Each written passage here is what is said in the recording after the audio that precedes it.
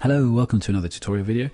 We're going to be looking at Of Mice and Men in detail, focusing on each of the characters in the sections to try and get a fuller understanding of them.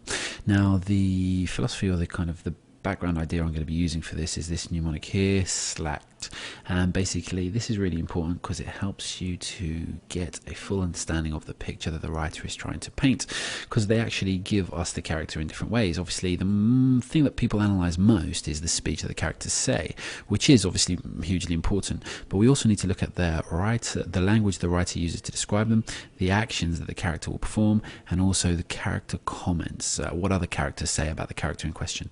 D is also about stage directions, which is very important in plays, but obviously not relevant for our novella. So just think of these SLAC as we're going through. So we start off with George then, and here the very first thing we hear about George is that two men emerge from the path, and so they're coming into this clearing.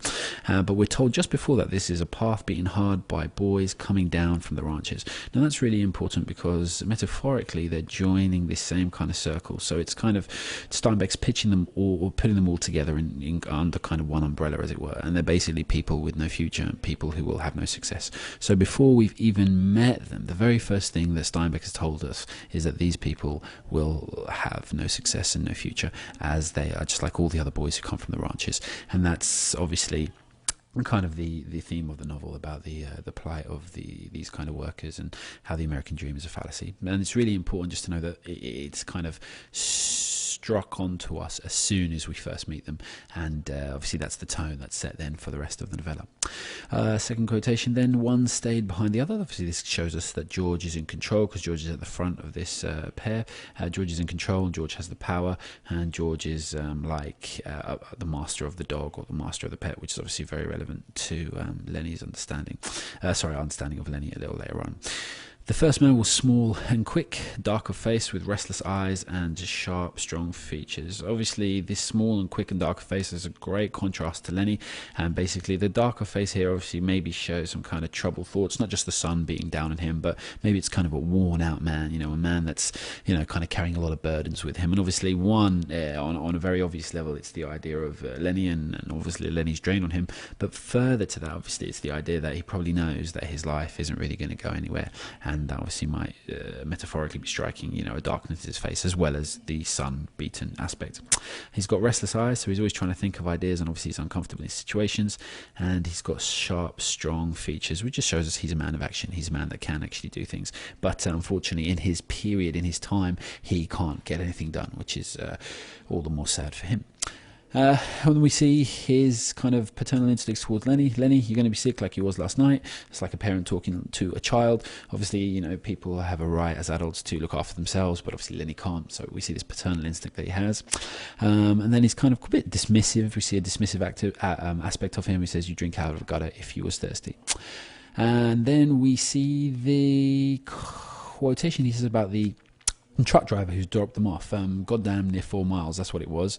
And then a little later on he says, I bet you it was more than 4 miles. And this is interesting only for the same reason that he repeats it very quickly in sharp succession, showing his frustration, one, but secondly kind of showing maybe perhaps the limited conversation he can have with Lenny. He's just got to talk about the mundane and repeat it and moan, and maybe it's a kind of reflection on the conversation he has to have with Lenny, more than it's just a reflection on how annoying the walk, or the extra walk was.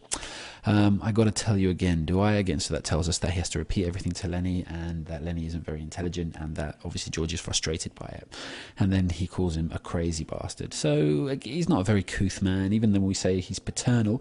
Well, he's not paternal in the sense of a mothering figure. Maybe it's more very fathery. Sometimes a father stereotypically will actually say what needs to be said, whereas a mother stereotypically again will kind of try and make everything sound as sweet as possible. And again, when talking about the work card, he says you never had none, and again he repeats that phrase, I got them both here, you think I'd let you carry your own work card?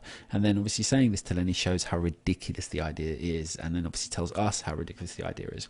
And we get an idea of the responsibility that George has to have towards Lenny, and the amount that he has to look after him. Then in his command to hand over the dead animal, the dead mouse, sorry, that Lenny has, he shouts and he says, "Lenny, give it here." And again, it's very paternal, very strong, and Lenny obeys. And that's really important because it shows us that George is in control here. So we've got that master pet relationship being kind of shown to us. And we kind of get a summation of their lives and how it's gone so far when he tells us that we're going to work on a ranch like the one we've come from up north. So this gives us an idea that they are purely itinerant workers moving from place to place. We don't know yet why they've moved, but we know they have moved, and for whatever reason, that itinerant workers move on, work dries up or an issue happens, etc., etc. That's their lives and they're doomed for it. So the first thing he tells us about his past is again affirming this kind of quote from earlier, that they're kind of doing the same as everyone else from the ranches came, because moving from ranch to ranch was exactly how the lives of those people in that time, in that space was. Again, the commanding aspect says, "But you ain't going to say a word." And then he talks to him again, like rather, you can say like parent, you can say like a dog. Sorry, it talks to him like a dog, and he says, "You're a good boy, that's swell." So again, it's a very childlike affirmation.